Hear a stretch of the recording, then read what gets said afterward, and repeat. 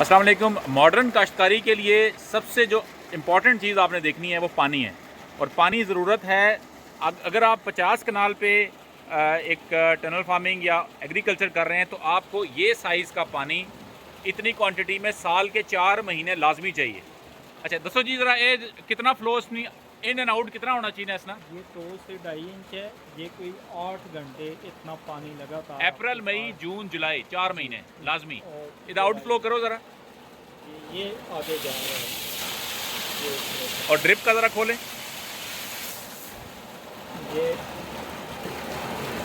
ये इस तरह के कितने पाइप चलेंगे? तकरीबन 25 पाइप 200 फुट लंबे। पानी बड़ी ज़रूरत है, और इस तरह का आपके पास जो है ना टैंक होना चाहिए। इसी के अंदर खाद मिक्स होगी।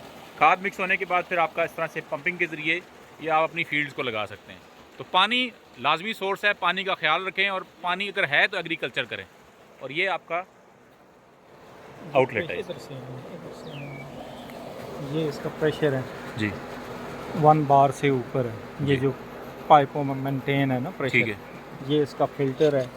ये इसका मीटर है, रीडिंग कितना पानी चल रहा है। ठीक है, ठीक है जी। और ये फिल्टर है, इसको आगे इसमें कचरा शचरा आता है। ठीक है, ये इसके पीछे का प्रेशर है।